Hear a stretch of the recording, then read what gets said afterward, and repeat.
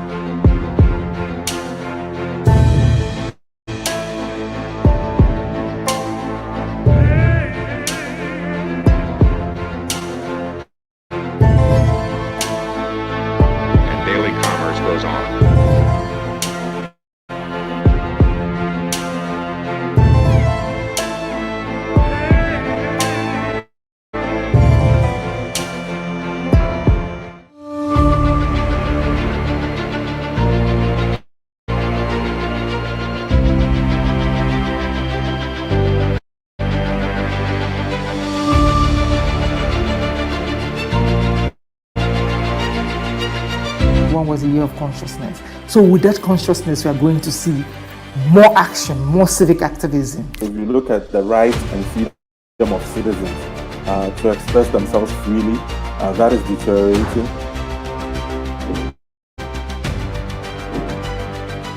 One of the major threats to the civic space in 2022 remains government.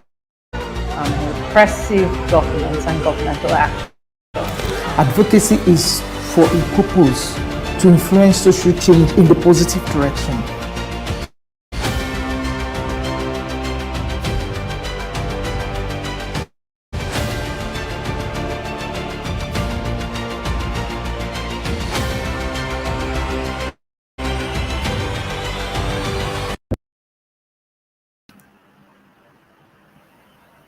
Hello, everyone. Welcome to another exciting episode of the Development Sector Series, which is Devsectorseries. If you're on LinkedIn, follow the hashtag, okay? If you're on Instagram, follow the hashtag, okay?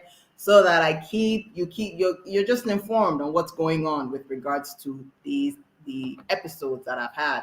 I cannot believe this, that I've been doing this since COVID.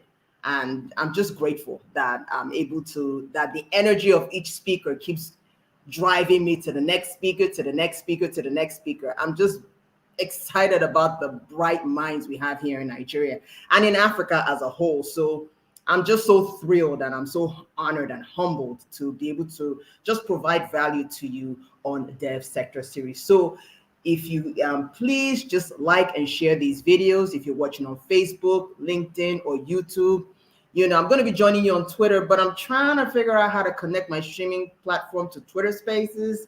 It seems a bit more complicated than I thought. Maybe I'll just check it out on YouTube to figure out how to connect StreamYard to Twitter Spaces, okay? If you have any ideas, just send me a message.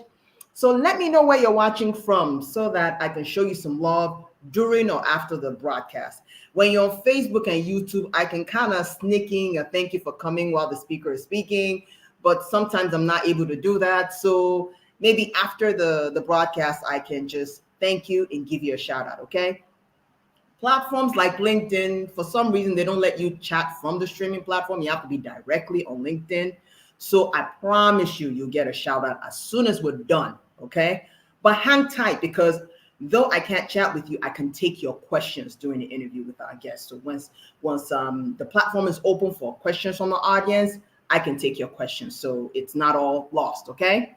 So I'm just excited that LinkedIn is allowing us to go live, because they are the inspiration behind the Dev Sector Series, actually, because with LinkedIn, you have to apply to go live. And the concept just came to my mind and shared it with LinkedIn. And here we are 2 years later.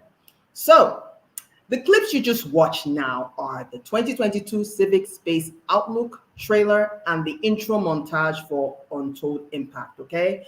So the 2022 Civic Space Outlook, I had, since 2020, I have been passionate about the civic space when Nigeria was downgraded by the Civicus Monitor.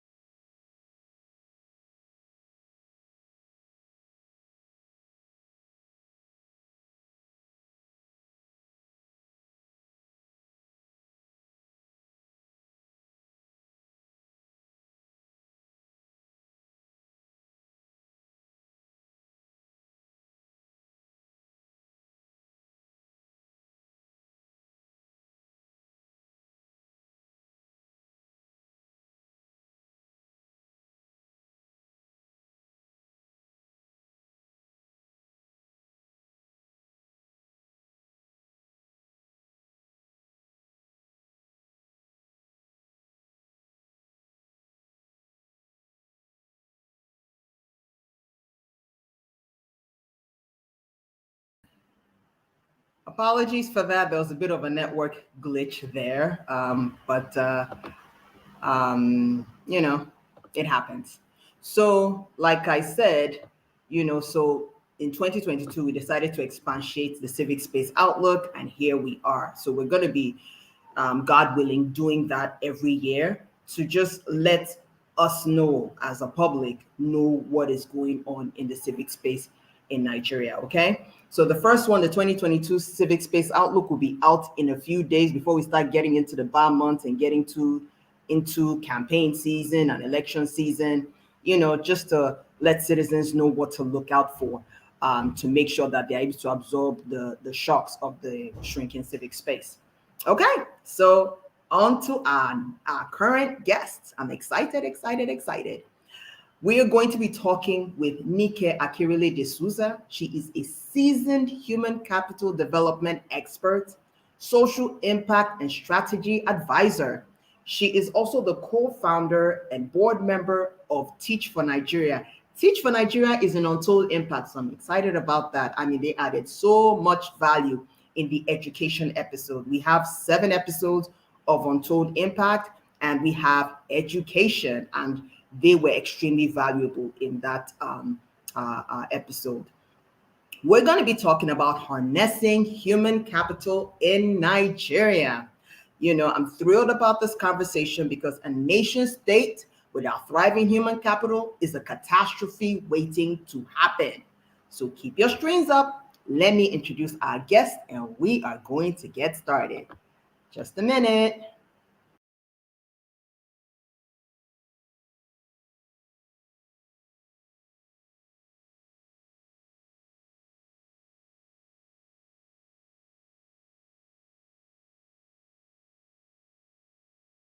Akerele De Souza has global exposure to varied industries, including the private, consulting, professional services, and nonprofit sectors in the UK, US, Nigeria, and Ghana. An extensive career spanning many years with global firms of Arthur Andersen and KPMG, as well as entrepreneurial ventures in both the private and social impact sectors. Her passion for human capital development prompted her decision to establish various social impact initiatives. She co-founded Teach for Nigeria, a network partner of Teach for All, established to address educational inequities in Nigeria. The organization intervenes in government schools to address learning outcomes in underserved communities at the primary and secondary school level.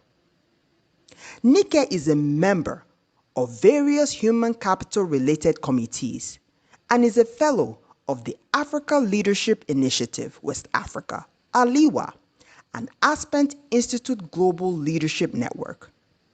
She recently completed a master's degree in educational planning, economics, and international development at University College London, UCL. She's on the boards of Teach for Nigeria, Aliwa, and Lyra in Africa.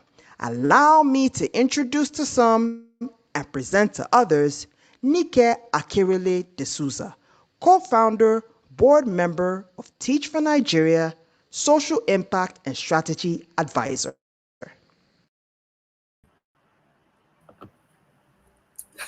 Hello, good afternoon. How you doing? Thank you so much for being here on Dev Sector Series. Welcome, welcome. Thank you so much, Ifwa. I hope you can hear me well. Yes, I can. I Loud and love clear. your energy. Why do people keep telling me that? They're like, you guys so gosh, I could just suck that energy and. So thank you so much for having me here. And I'm really excited to sort of share and, have a conversation with you today. Okay, thank you so much. So before we get started, I'm just gonna let the audience know if you have any questions for Nike, please put it in the comment section. We'll put it. We will ask you those. We will address those questions after the conversation. Okay, so hang tight. Those of you on LinkedIn, though I cannot give you a shout out live. What I can do is I can take your questions. Okay. All right, let's get started. So our first question is, what is human capital development and why is it important? So when we talk about human capital, we're talking about human resources. We're talking about the population, the people within a country. And if you think about things around, like, for example, we're used to things like financial capital.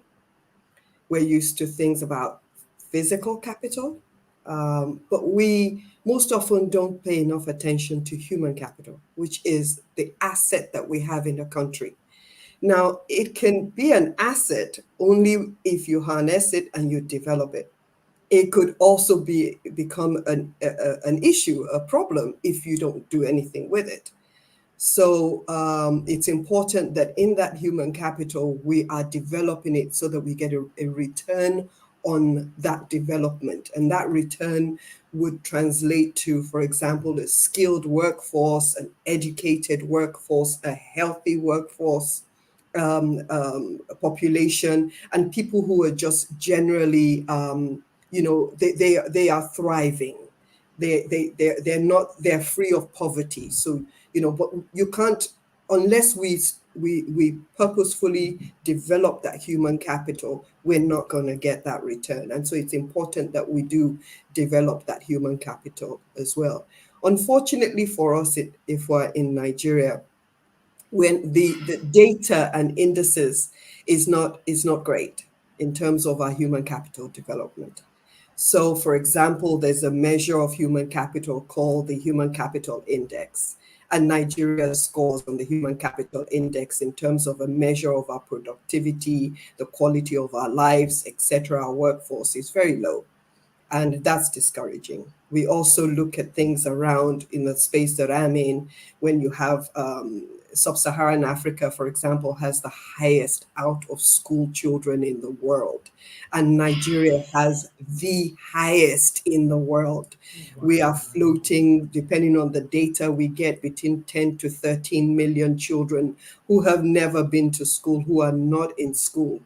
That's a lot of people who are not being educated, who are not being harnessed, who are not being developed for, to support Nigeria's growth, etc. So the indices are not looking great. And then you've, of course, got youth unemployment sitting at 42%. So that means that even if they are educated, our young ones are not getting jobs, they are not living productive lives at 42%. That's millions of young people who are simply not being productive. And so, that really is an indication of the fact that we're not doing a great job of developing human capital in Nigeria. Thank you so much for that. So, as we all know, I think it's now at 100 and over 190 days that ASU has been on strike. So we have a lot of young, energetic people out of school. Um, it's Where can we even start? Even as an employer of labor, when I'm sitting through interviews, I want to weep at the output that's coming out from our school system. So, with all this happening, where can we start from in harnessing human capital development? Thanks, Ifwa. I think one of the areas, I mean, there's so many factors that affect human capital. And one of those factors is poverty. And, it's a cycle. Nigeria is considered, from the World Bank, 50% of our population are in poverty. They're poor. And in a country of about 200 million people, give or take, imagine if 100 million people are poor, considered poor, right?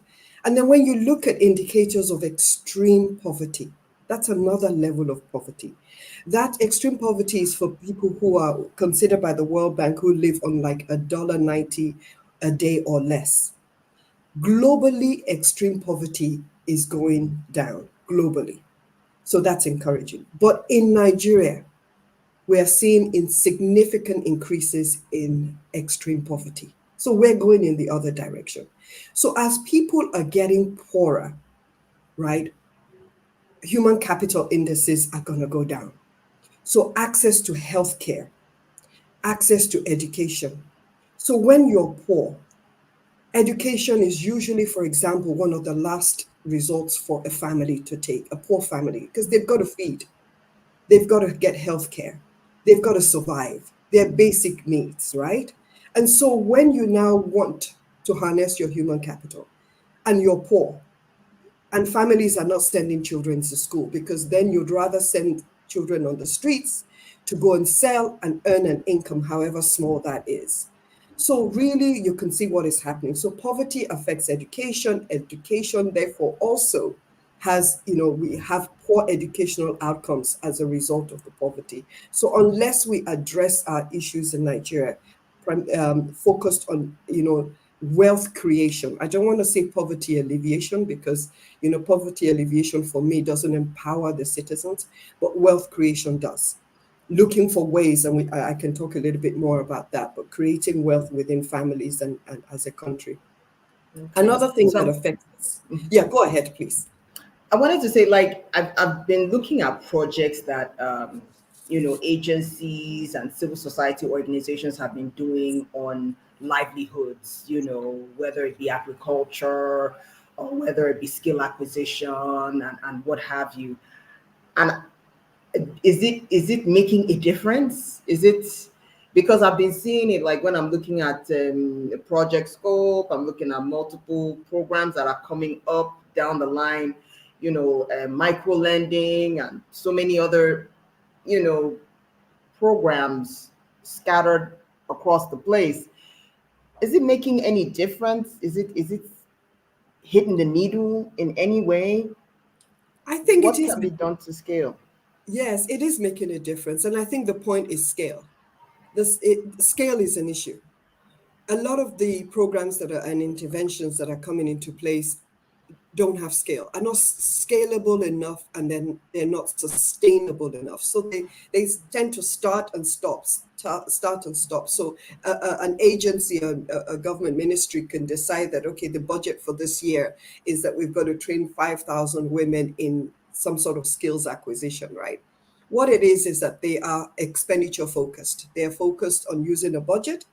They want to spend that money, and they decide that we're going to train 5,000 women. But it's not sustainable. Training 5,000 women towards what? So for us to harness this human capital, we've got to look at it also from a macro level. What is Nigeria's competitive edge?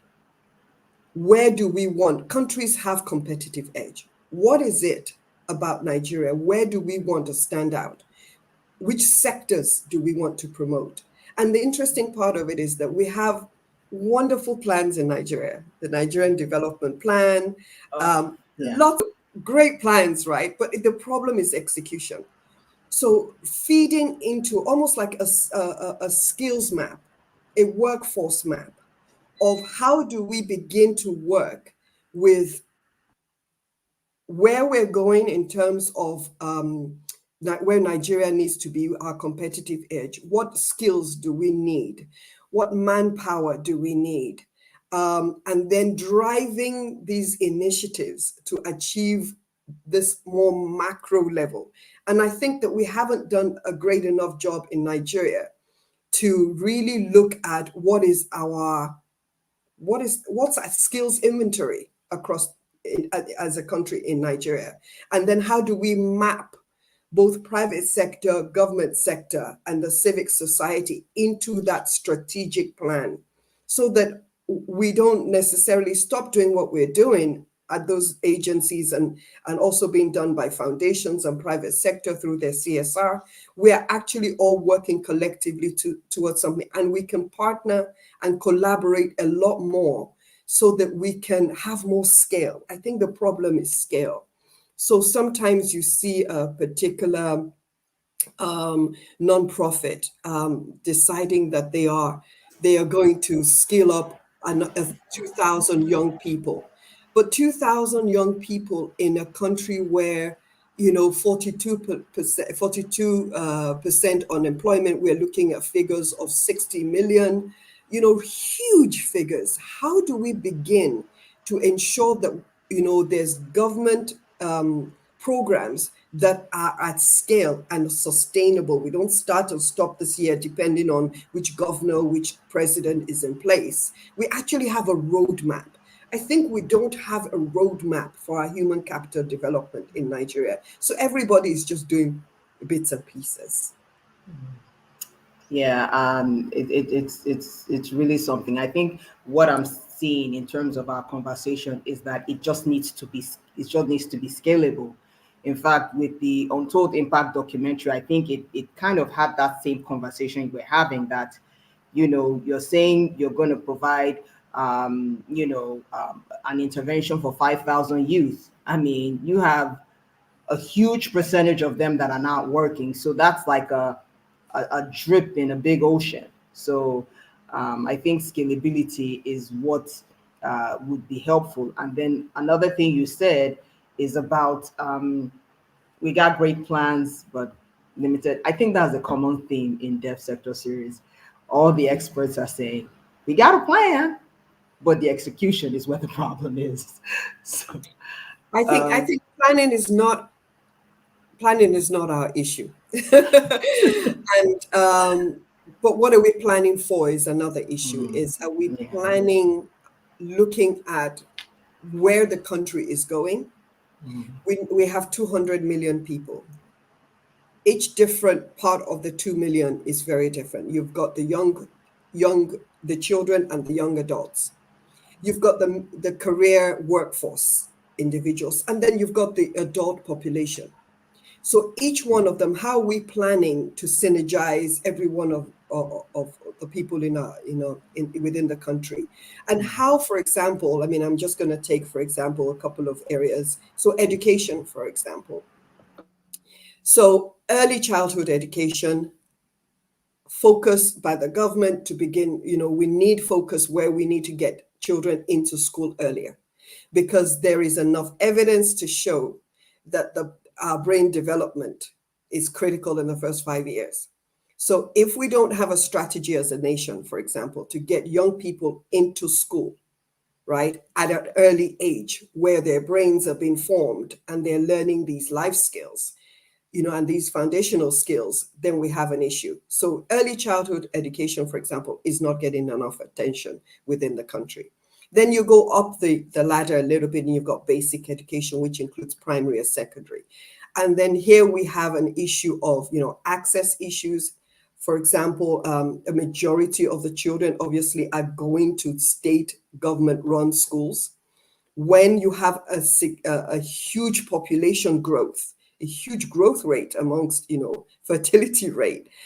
We're not planning enough schools, building enough schools, building the schools in the right areas, in the rural areas, in villages, in the peri-urban areas to bring children into school.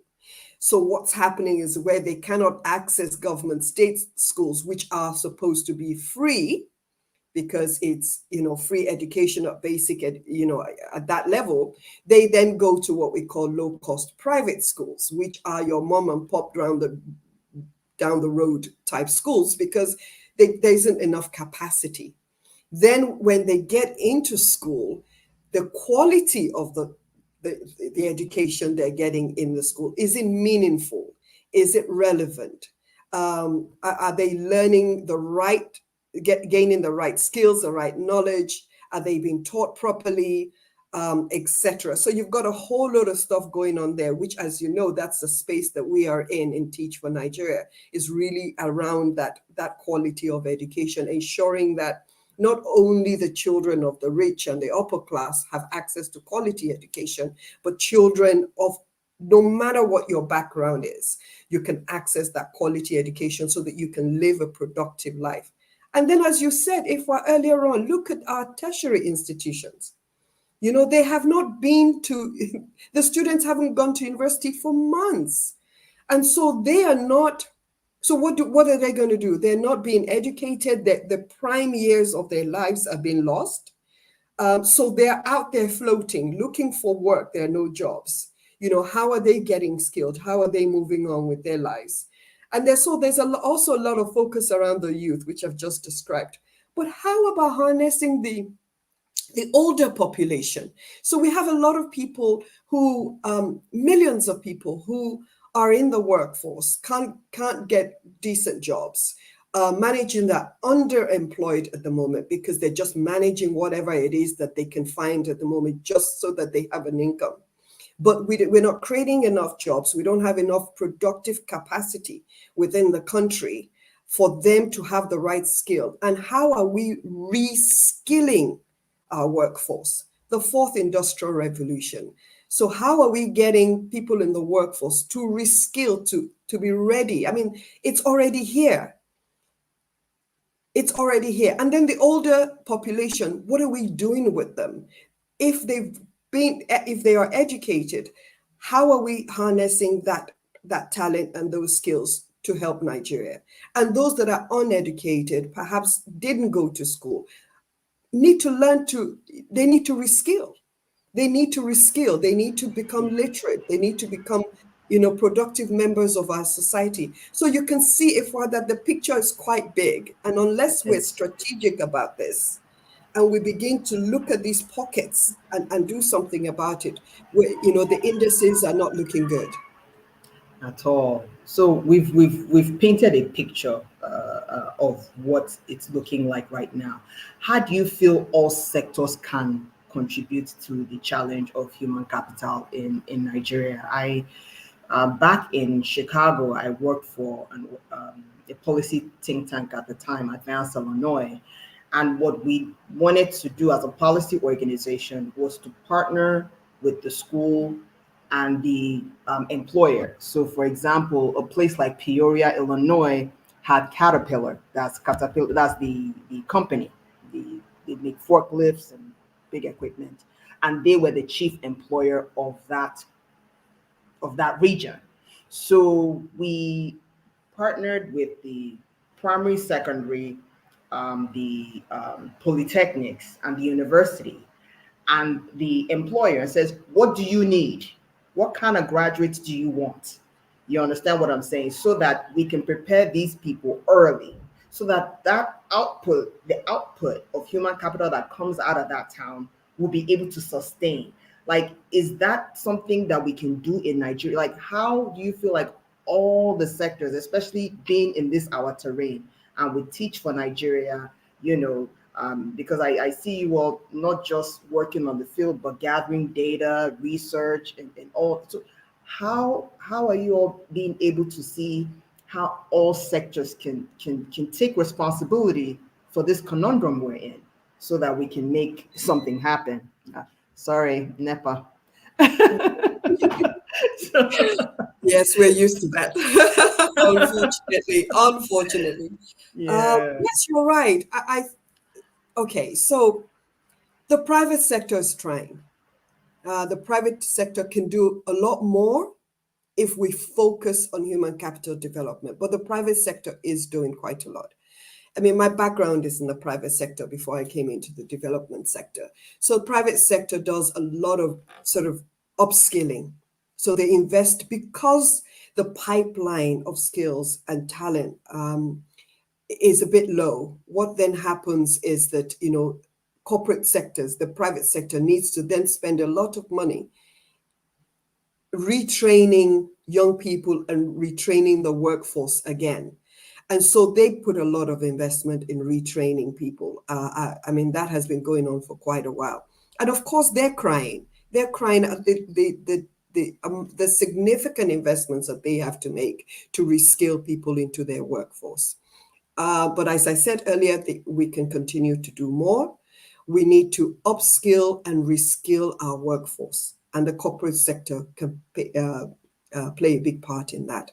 I mean, there are sectors in Nigeria that are just thriving. I mean, let's say, for example, despite all the things I said earlier on about the indices, they exist. But Nigeria is still the #1 destination in Africa for startup investment, foreign investment startups. I mean, the amount of investment that's going into startups, and we have stories of unicorns, in Nigeria. So that tells you that, with that entrepreneurial drive, that mindset, that culture, we can leverage that, right? As long as, aside from the foreign investment, but if startups can and young people can have access to the funds that they need to grow, to the technical skills and support that they need to have. I'm encouraged by, when you hear about incubators and accelerators supporting young people with their entrepreneurial solutions. I think we need to invest more in that, supporting young people to just take those ideas and drive it, because not only should they be looking for work, but if we're not creating enough capacity through, for example, through the banks, financial sector, manufacturing, etc., then let us also create the environment within Nigeria, an enabling environment. I know that the government have been working on this quite a bit to get startups and SMEs to begin to thrive more and contribute more, because SMEs, for example, make up at least 50% of the business community within Nigeria. So I would say, sort of investments in upskilling and reskilling the workforce and reskilling young people into industries that will be relevant for the fourth industrial revolution. When you're thinking about AI, you're thinking about robotics, you're thinking about, fintech, agri-tech, ed tech, health tech, just technology-driven businesses and solutions.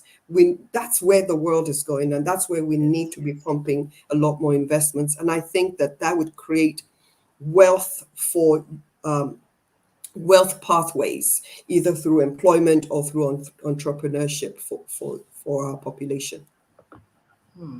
This is really an interesting. This conversation is so interesting.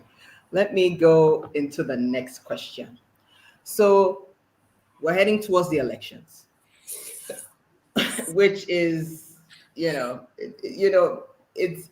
I feel like when it's during election season, I think I've been back since 2012, so I've been through about 3 or 4 election cycles. I just take my popcorn because it's just really, really interesting when you're just looking at everything that's going on. But what do you think we as citizens should demand from the candidates as they come out to talk about their manifestos, what they want to do? How do we demand for investment in human capital, and how do we now hold them accountable on the back end? Well, accountability has always been our issue, hasn't it? Holding the right people in power, in terms of accountability for what they say they're going to do and what they eventually do. And unfortunately, we're not hearing for now. I'm looking forward to the next couple of months to begin to listen a lot more around what exactly. For now, it's all the politics, the party politics. But at some point, we need to wake up and start listening to the policies, the direction that, all the individuals that are running. uh, Where do they stand? Where do they stand in human capital development, as you've said? What are they going to do about the crisis, the learning crisis we have in education, for example? What are they going to do about getting the out of school children back into school? And it's not only about sort of also building more schools, infrastructure. In this day and age, and COVID has shown us that learning does not have to necessarily be in a physical classroom. Learning can take place anywhere. Learning can take place in communities, as we've always had indigenous education systems. Learning can take place online.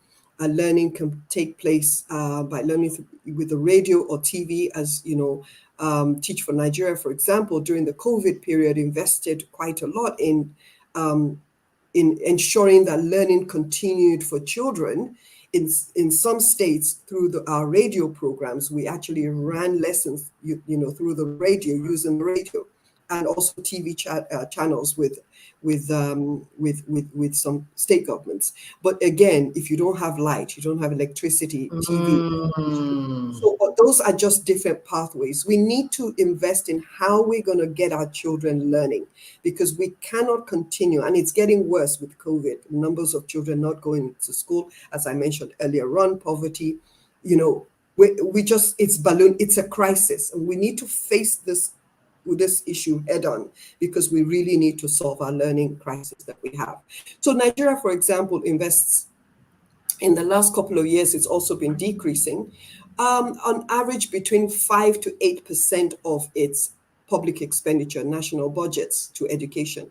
Whereas it's been recommended by UNESCO that we should be looking at 15 to 20%. So we're way off. So in that alone, we know we're not investing enough in educating our population. And that is at all levels, not just with young children, at all levels, tertiary, secondary, everything, basic education. So we know that we need a higher allocation, someone that's coming in and focuses on looking at a higher allocation to education, and not only a higher allocation to education, but how we're spending, the efficiency, the effectiveness of that money, and how transparent are we going to be in all this public expenditure. If we're increasing budgets, it's not supposed to go to a black hole. How are we going to put into place accountability and transparency mechanisms so that we can track how public funding is being spent in these areas. Another area is job creation. We talked about it earlier. What are they going to do about creating jobs? Which sectors? How are they going to upskill and reskill the workforce? What does that look like? We need to be asking those questions, because human capital is our issue right now. We're not short of natural resources. We have oil, we have solid minerals, we have agriculture, we have all these things. But if you don't have the right skilled people to harness all these sectors, we're not going to move. It's so critical for us. And that is, I think, part of our problem, is that we don't have a skilled enough population for us to grow as a country, which is why our GDP has been stagnant for quite a while. We're not really growing as a country. And finally, I think we also healthcare. I know I've talked a lot about education, but healthcare is also important, because sick people can't be productive. If we have a population that is unhealthy, I mean, we have people dying from the most basic of illnesses that they should not be dying of. Issues around primary health care. If you're in a rural area, if you're in a peri-urban area, even in a city, can you access primary health care? Where at that level you can get basic care for you to solve the basic illnesses so that it does not become something bigger. And I think that Nigeria used to have an excellent primary healthcare system, but that has collapsed. So we do need to invest heavily in healthcare for all Nigerians. And finally, I cannot speak enough, youth development. This huge bulge that we have, you can already see that they are unhappy. Yeah. Look at what happened with NSARS. That was just a pocket. And it could be the beginning of that dissatisfaction, the social unrest. And because the youth are just not engaged, we've got to find a way to listen to their voice. And then we've also got to find a way to get, if 60% of your population are youth, why are they not being allowed into positions of decision making? So, Yeah. hey, if you're coming on board as a leader, how many members of your crew are young people? Because it's their future. Yeah, it's you've packed a lot in one in short a We have short a lot to time. demand for. It's true. We got education, we have healthcare, we have marginalized groups, which is youth, and it's beginning to start in terms of them not being satisfied with, that was why the Not Too Young to Run started. So it's now civil society looking to build capacity of the young people so that they are eligible to run.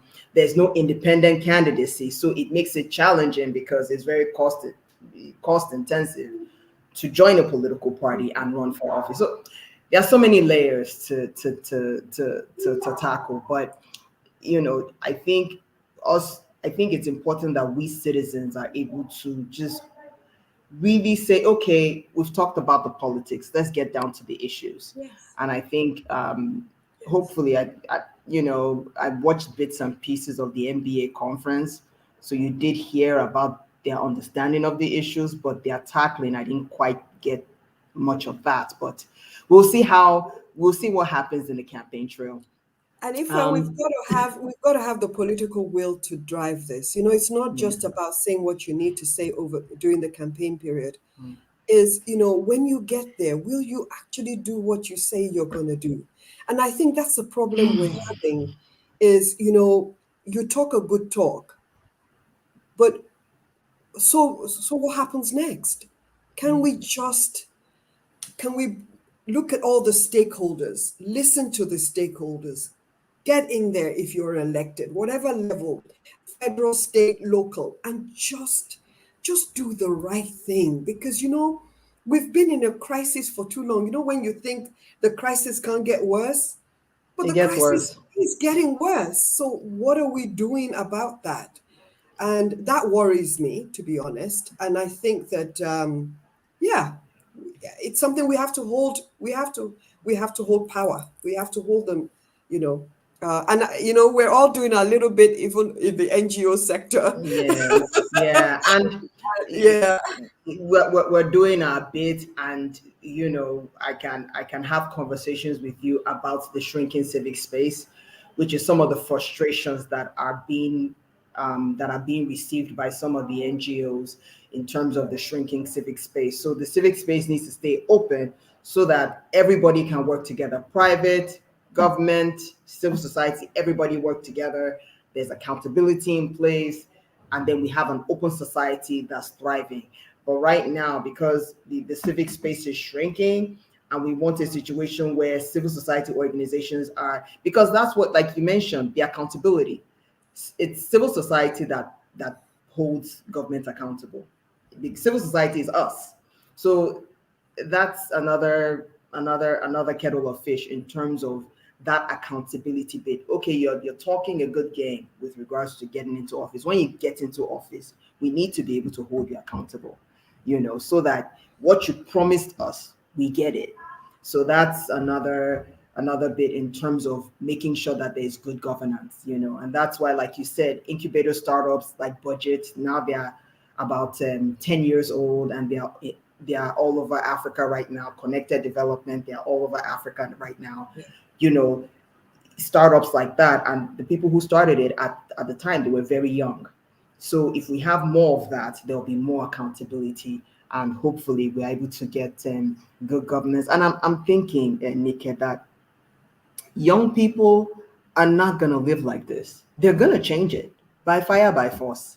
They're not going to live like I hope this. so. That's the I hope way. so. But they are already. So Mhm. despite all the challenges that we may have, Yeah. it's just amazing, as I said earlier on, the innovation, Yes. the entrepreneurial drive. Despite, I'm just amazed at some of the stuff that's been done by the youth in Nigeria. You know, in spaces, hospitality, entertainment, fintech, all the technology businesses. They're doing it despite. It's hard. It's hard. It Yeah. doesn't need to be as hard as it is because we just have it's having startups. Being an entrepreneur is hard enough as it is, but then you've got all these In other factors Nigeria. added on. But just how resilient, how the ability to adapt has just been awesome. I mean, we must pride ourselves in Nigeria Yeah. for that. So, despite all these other things, despite sometimes the gaps and the things that the state or the government isn't doing, yeah, there are many people working Yeah.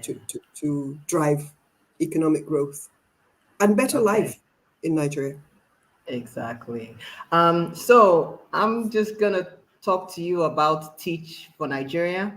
I feel like you already successful, author Anderson, KPMG, married, just living a comfortable life by all standards. But you now decided to come and bring Teach for All to Nigeria. Like, what was the inspiration behind it? What made you decide to join us here? I'm sure you've been in the social sector for a while, so I'm not saying that you just joined us yesterday, but I'm just saying from being in the corporate sector, like what was the inspiration behind that? As an individual, I've always been motivated by social justice, equity.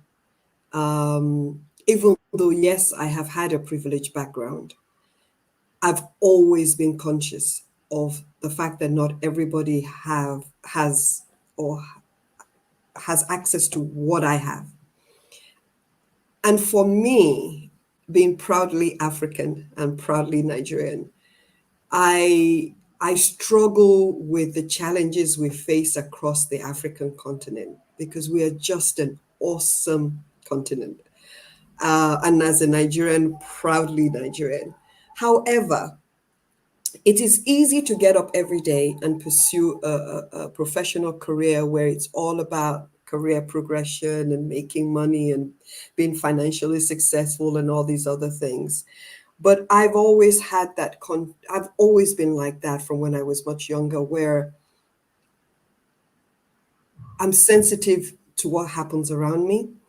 And I think increasingly as I was building my career, I was sensitive to the part and then I started having children. I was sensitive to the fact that as we drove around Lagos or anywhere in the country or whatever, there were children not going to school, children who were hawking on the streets at a very, very young age, as young as what, 8, 9, 10. And I always wondered while in traffic, why are the children not in school? And then it's if you're, there's poverty around you. Yes, you have affluent neighborhoods, but let's be real, a big part of the country, when you drive out to the rural areas and even in the cities, there's poverty staring at us. And I really had a problem with this. And I just thought, over a period of time, I started volunteering for a lot of causes, going to hospitals, going to schools and things. And I just woke up one day and I said, you know what? And I then also, I'd been doing a lot of work in the human resources space under the company that I formed, People Prime, where I was recruiting young graduates and executives for companies. So I had access to the demand side, which was the employers, and I had access to the supply side, which were the young people and the career individuals in companies. And especially with the young people, I could very easily see all the skills gaps and how they were just not equipped enough to be for those roles that they were interviewing for, and how to sort of begin to do something about that. So yes, that sort of helped with my volunteering in schools and things like that. And I think that for me, it was just how I got affected by how poverty was affecting education and how the educational outcomes for people in disadvantaged communities were just very low. And I just thought, no, we needed solution for this. And so for us, we spent, myself and the other co-founders, we spent a couple of years actually strategizing and looking. We had been talking about it at the Nigerian Economic Summit, where we had, I was on the education committee and human capital committee looking at how to really look at solutions to a lot of the policies that were in place. So a few of us got together, and over a period of about 2 or 3 years, we kind of strategized as to how we were going to turn around the education outcomes, especially at the basic education level.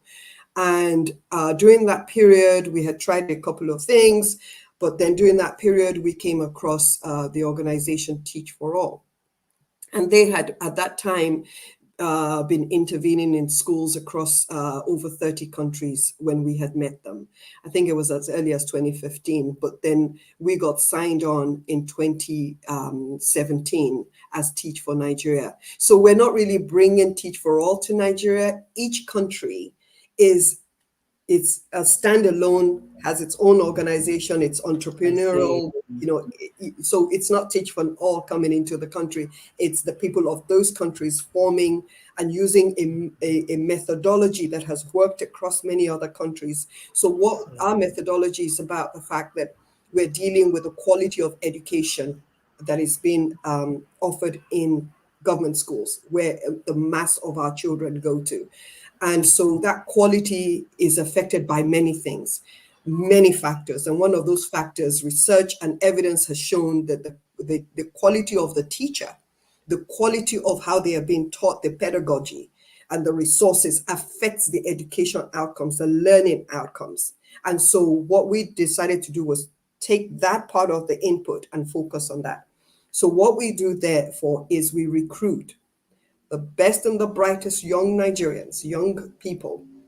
We put them through a very rigorous selection process, and we select them, and then we place them in these government schools, both at primary and secondary level, to work with the school system, to teach, to work with the school system, and we also help the school leaders, the school system itself, to turn around the education outcomes that are happening in those schools. And we've seen phenomenal impact. We've impacted over 100,000 children now. We now have over 850 leaders in the classroom. We have an alumni of 300 young people who are also going out to do work in the education ecosystem. And we've seen a remarkable improvement in literacy and numeracy proficiency over the 5 years that we've been operating, and we're expanding quite fast. So really happy about and humbled by what we've achieved so far. That is amazing. That is amazing work. I feel like the social sector is more of a calling than anything. It just draws you in. It is. They always tell you that you should do what it is that you could do without getting paid. I did this for years and not getting paid, but I mean, I could live and breathe education reform and youth development without getting paid. Wow, amazing. So we'll just talk a bit more about your fellows, because two busas. You just graduated a couple of another set of fellows recently, because I follow you guys on Facebook and Twitter, so I know you guys have just graduated another set of fellows. So let's talk more about how the fellows of Teach for Nigeria have contributed to human capital development. I mean, you've talked about the impact, 100,000 students, improvement in literacy and numeracy. Do you want to just talk more about that, about what the contributions that they've made? Thanks. So not only are they working in the classroom, they're working within their school system. So it's not about us just going into the classroom as fellows and working with the children. It's also working with the existing teachers that are in those schools. I see. How can we share our So, I mean, we spent 2 years. It's a leadership organization. So they've come to us and spent 2 years of leadership development. Part of that leadership development is that as a leader, you are to go into these schools and turn around the education outcomes. So primarily we're leadership fellowship. And we're not recruiting teachers, we're recruiting leaders. So the leaders have been given a mandate to transform their ecosystem. So not only transform the educational outcomes in the classroom, but also to transform the ecosystem around you, the school system, that work with the teachers, work with the school leaders, work with the community, work with the parents, work with the local government officials that govern education in your space. And then, of course, as an organization, we work with the state ministries of education, etc. But the fellows also have what we call a Be the Change project. They do a Be the Change. Every fellow during the 2 years has to do a Be the Change venture or project. In other words, during those 2 years, you have to create a project or an initiative that allows you to transform something else. So we've had fellows who have done remarkable things. So part of the radio school program came from our fellows. Part of the TV program during COVID came from our fellows. We have fellows that are doing arts education. We had fellows that are doing projects in girls' education. We have fellows who are going into early childhood education. We have fellows who are doing technology-driven platforms, learning for children, and that have come up with initiatives. As a result of some of these Be the Change projects that they've done, we now have an incubator program for our alumni who have come out of the 2 years and have decided to have continued to scale these social innovations that they've done so that we can incubate those social innovations and try and scale some of those innovations as well. So it's driven by the fellows. The change we want in the system is driven by our fellows into areas where they see a lack and they would like to make a difference in those areas. So in their different ways, fellows are just contributing in so many different things. Amazing, amazing, amazing work. Building leaders is teach a person how to fish and they'll fish for a lifetime. And look at the impact that you're already making. I feel like the youth in Nigeria are so hungry. So once you just give them something, if you Yes. give them an inch of innovation, they just take 10 miles, and it's amazing. Um, so so now I think I have a comment here. I have some great comments. I have some great comments here. Um, Somebody said it's. I think it was when you were talking about skills. She said it's okay to start small, shows it works, then you can copy and paste and scale up. Then that is Anita Nori from LinkedIn. And then Fumilayo Elegbe says implementation, evaluation, monitoring, scale, and sustainability is key. So if you guys have comments, now is the time to put them. Then Ojiu Guajunwa said excellent conversation. So that's great feedback. Then this one is more of asking how she can help. Susan Popola, she said, it is amazing that Nike has done a full systems review and understanding of key issues around human capital in Nigeria, with a clear understanding of what is needed to enable Nigeria as an African country to thrive through its people. As individuals home and abroad, I wonder what we can do to help. So I think we can have that and then transition to your final thoughts. Hi, Susan. Thank you for that comment. Yeah, and thank you everyone for all the comments. Thank you. Very encouraging. Yes, so it's absolutely critical that even all of us in the diaspora can support what's happening within Nigeria. And I think that's where sometimes when we're out of the country, we feel that, there's just so much going on out there that we could be contributing to. So I would say identify organizations that are doing work in the areas that you are passionate about If Teach for Nigeria is one of those organizations, please reach out to us and let's see how it is that you can support us, because there's so many ways that we get support from individuals in terms of not just financial, but in terms of skills transfer as well. And so I think just identify the causes that you're passionate about. I know there's a lot of things that you'd like to resolve, all of us, but find that one thing that you can focus on and look for organizations in Nigeria that are focused in that area, and just see how you can offer your services and your skills and your time.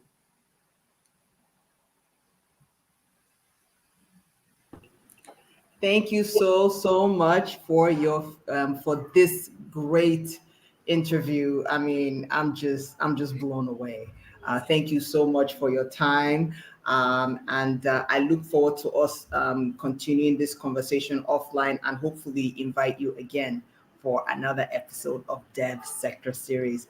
Again, Nike, thank you so much, and we'll talk to you soon.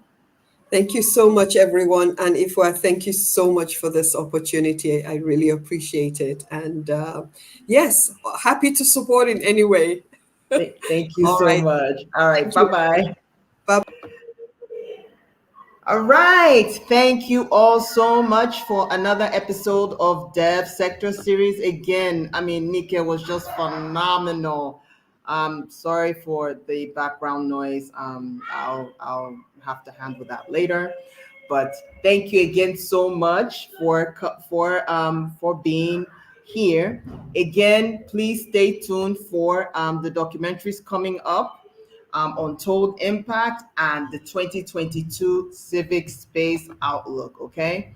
So again, thank you guys so much. Please like and share this broadcast. This broadcast is evergreen, so it's going to be on all platforms on hashtag Dev Sector Series, LinkedIn, Facebook, and YouTube. So again, I'm going to be having a conversation with Mr. Ben Ariko. He's actually a development professional and a senior colleague of mine that talks about in organizational development. However, he is the chairman of the Dyslexia Foundation.